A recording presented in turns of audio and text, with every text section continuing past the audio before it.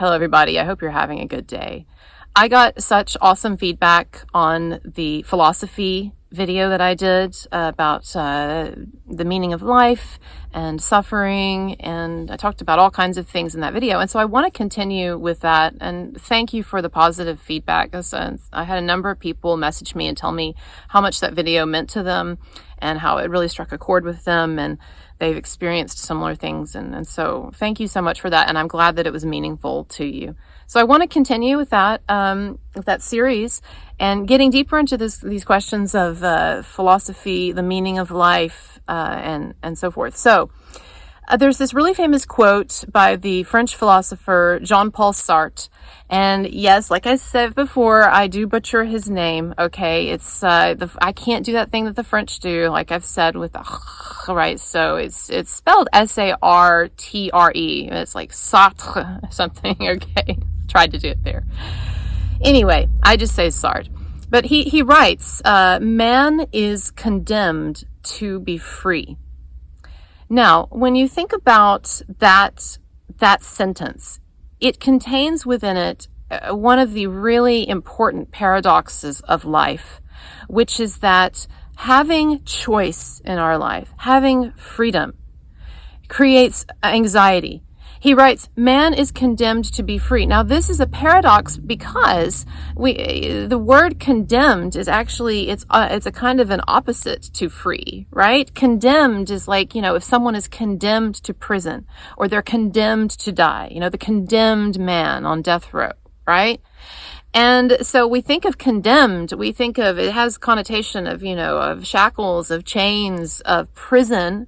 And so it's anything but free, right? That word. And so when Sartre says, when he writes, man is condemned to be free, what he is suggesting there is that freedom can itself be a kind of a psychological burden, a psychological prison, all right? And you might say, and which is not to say that we should desire to not be free, okay? But he's trying to make a deeper point here, and follow me. It's interesting, okay? When you have freedom to choose, then that creates a kind of an anxiety because we want to make the best choice in life. We want to make the best choices. All right. And so if you think about times in your life, and everybody experiences these times, and for a number of you, maybe if you went to college, maybe the first time you really experienced this anxiety over freedom or anxiety over choice was when you were trying to figure out what your college major would be. Or if you didn't go to college, when you're trying to figure out what your job, your profession was going to be, or what job you were going to get, okay? Or if we think about other big decisions in life, like, am I going to break up with this person, or am I going to stay with them? Am I going to get married, or am I not? Or am I going to marry this person or someone else? Am I going to have children? All of these, decisions that we make in life that we see as being like foundational elements of our lives, right?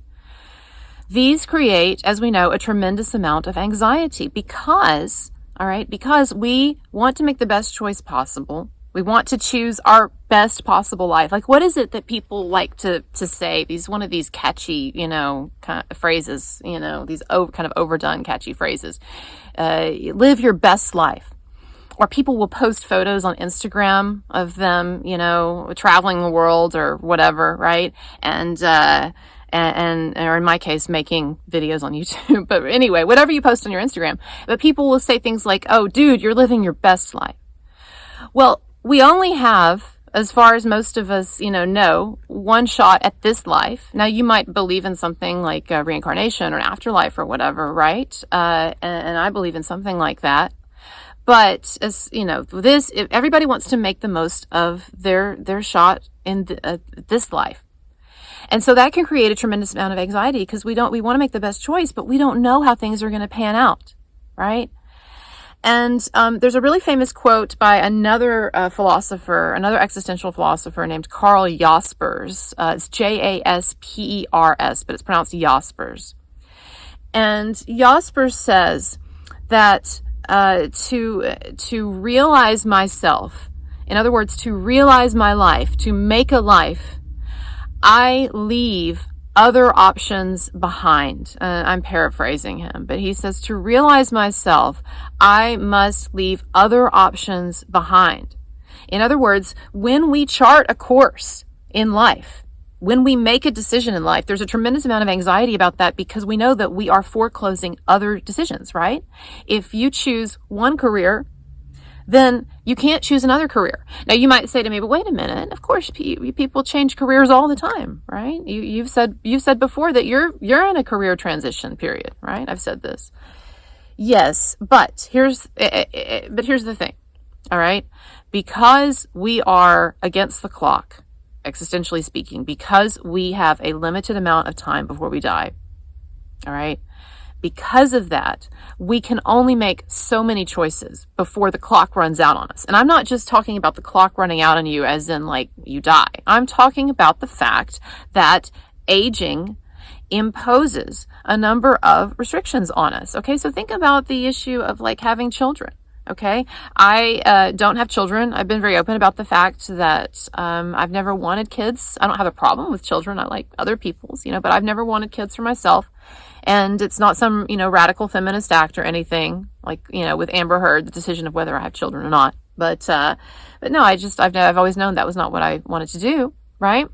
But I have a number of friends who are not sure if they want to have kids or not. And they're in their mid to late 30s. And they're not sure. Well, guess what? If they can only put off the decision a certain amount of time before the clock catches up with them, right? Jaspers writes, there's only a limited amount of time. And again, I'm paraphrasing him, but he writes, there's only a limited amount of time that I have to make a decision before a decision is made about me. In other words, in life, there comes a point where not making a decision, where refusing to make a decision, where putting a decision off actually becomes a kind of decision in and of itself. And you can think about that in terms of having children, right? What happens? It'll say that somebody can't ever decide. They can't ever make that choice, intentionally, consciously. Do I have kids or do I not? Well, what eventually happens, of course, is that life, as we know, biologically, it makes the decision for us. And so going back to, earlier when I was saying that people say, well, of course you can change careers and of course you can change spouses and whatever. Yes, but because of our mortality, there is a cost imposed on making those changes, right? And so, yes, of course you can get married and then you can get a divorce and marry someone else, but maybe the person that you really should have been with, you ended up missing out on because you were married to the wrong person for a while, right? Or, you've still lost those years, right, that you could have been with this person because you're with this person. The same thing with the career, right? Of course you can change careers, but of course, we know that the earlier one gets on a certain professional path, then the faster one advances. And if one does change horses midstream, right, there is a kind of a cost imposed on that, even if that's the right thing to do. And so you might say, well, okay, we get this. Yeah, right. It's mortality. It limits us. What are you trying to say? Well, I'm trying to say that because when we choose a course, we know that we are leaving other courses behind to a degree, right? I marry one person, I can't marry someone else, right? I mean, some people do, I guess, but I choose this career, I can't do this career right now. Or I focus on this, I can't focus on this, right? We don't have unlimited time. And it's like one of those, it's like whenever you have like a thread on a sweater or a shirt and you pull it, it's going to pull out somewhere else too, right? And so the way that we spend our time, it imposes a cost elsewhere because we're not spending time on other things, right? And by the way, let me just say to you, yeah, as I've told you before, I'm approaching middle age, or in middle age, depending on how you look at it, despite how I look a little younger. And let me just say to those of you who are younger, the allocation of your time, determining how you are going to allocate your time on a daily basis in life, that is one of the biggest psychological stressors that you face in life. Even if you're not really fully aware of it, but it's something kind of we're semi-conscious of. But it in the sense that, the time that you devote to one person is time that you can't devote to someone else. The time that you devote to your career is time that you can't devote as much to your family, and vice versa. I devote a lot of time to working out, I have less time to devote to reading, or vice versa. And I'm not saying that you can't try to balance these things. I'm saying that that life is we know this, right? It goes by so fast, and it is constantly throwing so many unexpected things at you. And there's constantly so many people and so many things that are demanding or desiring or in need of your attention, that it is like constantly, we're constantly in a kind of a wind tunnel where we've got all of this stuff that's blowing at us, and we're trying to figure out, as we're trying to make it through this wind tunnel, who we're going to talk to, or who we're going to latch onto, or what we're going to pay attention to. And that's very nerve-wracking, right? Because we want everything to be all perfectly planned out.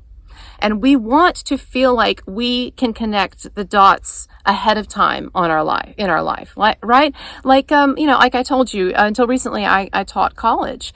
And one of the big stressors that college students go through is just trying to figure out how they want their lives to line up. And a lot of them would like to have the assurance that, okay, well, if I major in this, then I'm going to be able to get a job in this, and then I'm going to be able to do this, and I'm going to be able to advance here and here. And then by the time I'm 30, I'll have been married, and then I can have kids. They want to see it all line up, right? And if you've never watched Stephen King. If you've never watched Steve Jobs, the founder of Apple, he's dead now. He died too young of cancer. But if you've never watched his commencement address that he gave at Stanford several years ago, it's not very long. Look it up on YouTube and watch it. Steve Jobs, there are a lot of things that he fucked up on. He was not a good father at all to his first child, and he was an asshole to a lot of people in his life, and so forth, right? And that was one of the things that he had to come to terms with as he was facing death. But anyway, but here's the thing: he had a number of really interesting insights, and he did obviously a lot of really, really cool stuff in his life and achieved a lot. And in that Stanford address, one of the things that he says is that you cannot connect the dots in life going forward. You can only connect the dots going backward. There's a really famous line, I'm forgetting who said it or where it is, but it goes like this. Life is lived forward, but it is understood backward.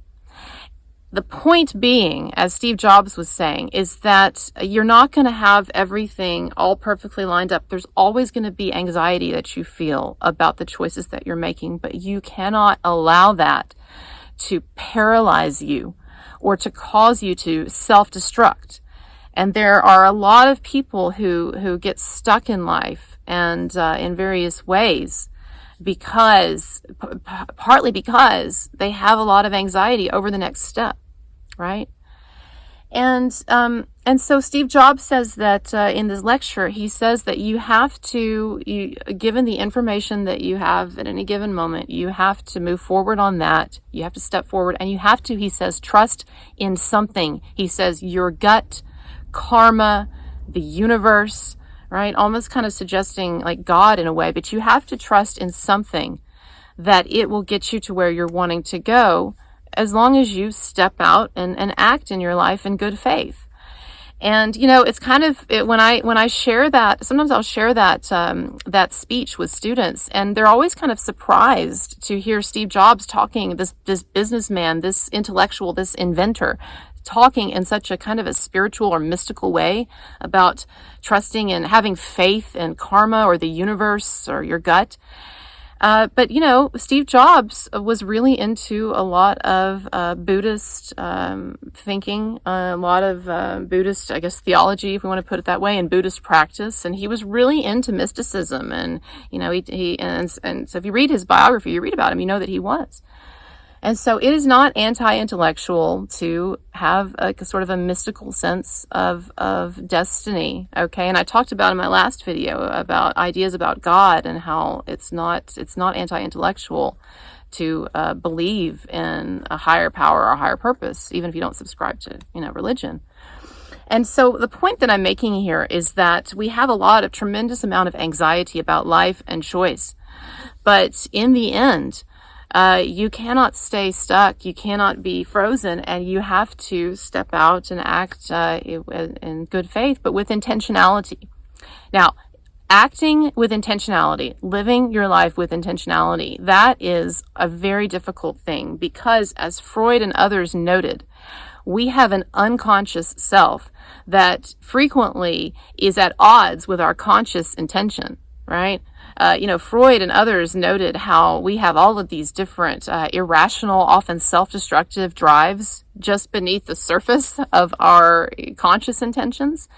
And so, we can look at some people sometimes in life and we can see from what we observe in their lives that they think that they're doing one thing in their life, but the way that they're living is actually bringing them oppositional results or problematic results. And so one of the big challenges in life is living and people, everyone from theologians to psychologists to philosophers have talked about how the significance, the necessity of trying to live a life of intentionality. That is, looking at your life almost like you would look at a character in a movie. When you're analyzing a movie, you ask yourself, okay, who is this person? What are their motivations?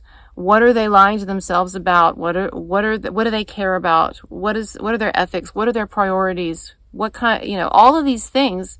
And we analyze the steps that they take in the movie. We analyze, they chose this for this reason or whatever. Well, it would behoove a number of us to analyze our lives, not neurotically, not obsessively, but to look at our lives in the same way that we look at a character in a movie, and to ask ourselves if we are living our lives in an intentional way, or are we just kind of getting swept away in just whatever that moment's impulse is. Nothing wrong with living life passionately and enjoying the moment, okay? But what we're talking about is the necessity for living life with a kind of a thoughtful self-awareness and seeing oneself as the screenwriter of one's own story. So many people just give up responsibility for their narrative, their life narrative. We get this one precious life, at least this one life as we know it, right? Again, I believe in something lives on after death, but that's me. But we get this one precious life. And the thing is, people are so careful with their money. Why are they not so much more careful with their time, which is such a valuable resource? I'm quoting here one of the Stoic philosophers. I believe it's Seneca, or maybe when he writes this, right? There's this famous book by Seneca, Life is Short. No. Life is Long if you know how to live it. I like that title. Life is long if you know how to live it. And Seneca points out that so many people are so careful with their money, right? Like if I came up to you and asked you for $1,000, most of you, I know a number of you really like me and appreciate my videos, but most of you are not going to do that. And yet, Seneca says we're so careful with our money, and yet we're so careless with our time. We give time to people that we don't even like or don't think much of, or we waste our time. And I'm not talking about wasting your time in a thoughtful way, like, I'm going to watch this film because it's really meaningful, or I'm going to do this because I need to relax because I've worked really hard, or I'm going to spend time with my family. No, I'm talking about just a lot of us wasting our time doing stuff that we're not even really enjoying or getting anything out of, or things that have been imposed on us because we don't know how to say no to people.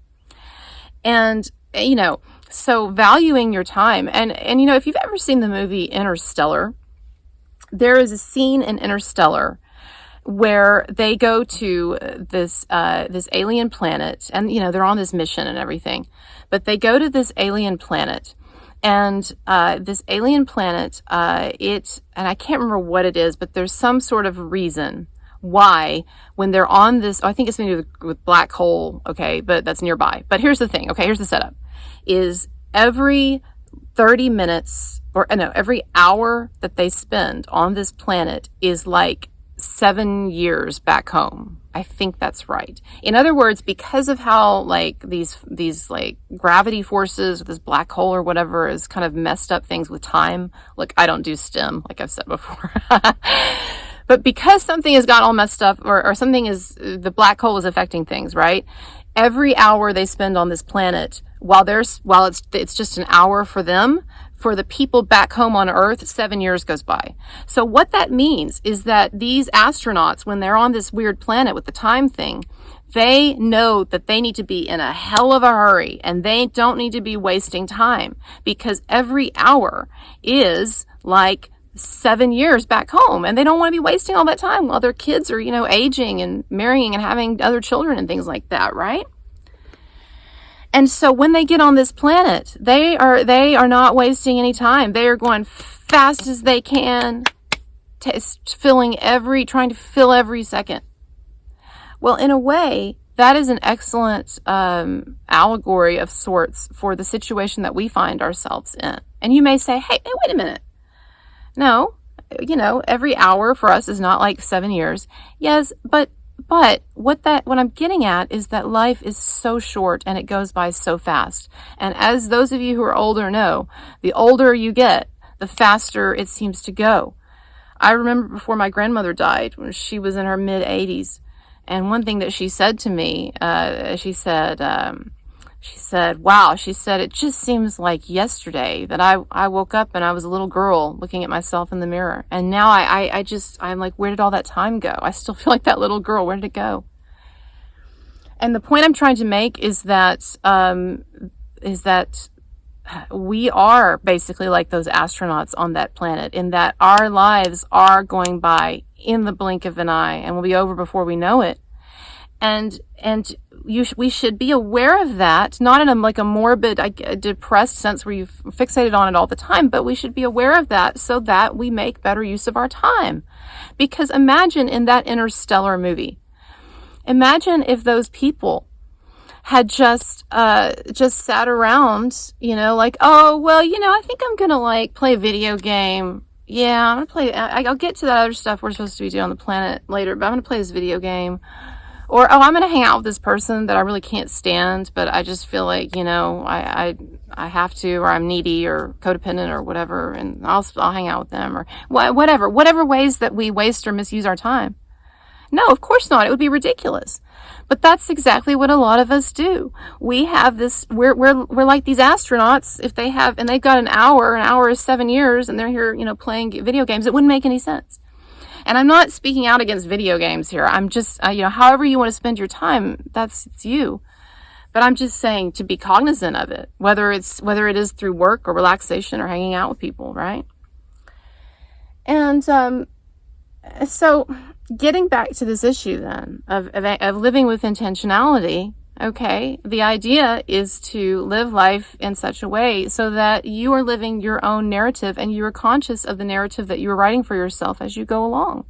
So that when you get to the end of your life, you can look back over your life, and yes, even though you're going to see mistakes that you made, and there's so many of them that we're all making all the time, like you can't live a life without regret.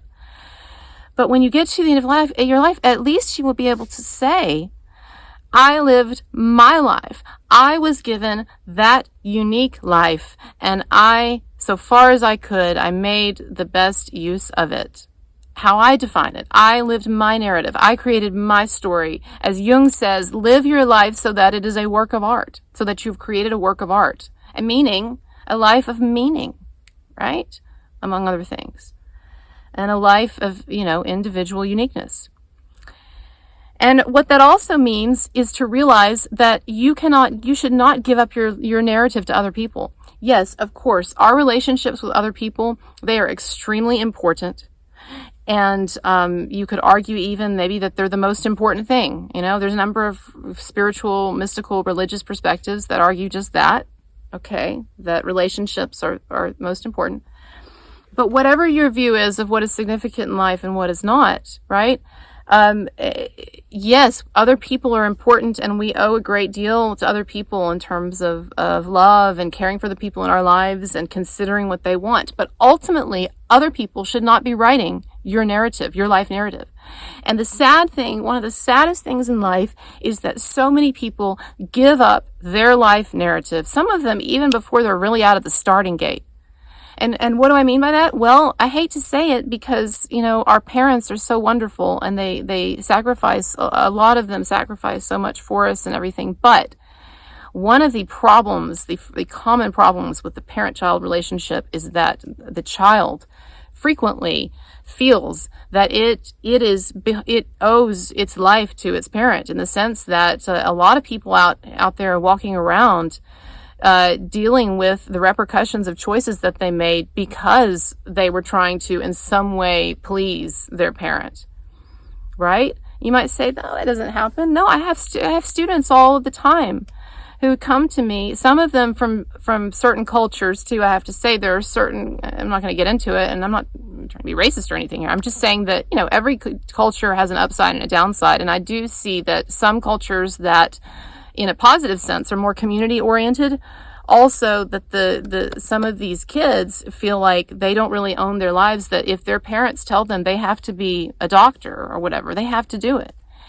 Or, whatever, or, insert whatever, your religious perspective or what have you. And it is normal, of course, to feel a certain amount of obligation to parents. But there are people who just kind of just give up, and maybe not even to parents. Maybe it's other people, to peers. People give in to their peers on stuff.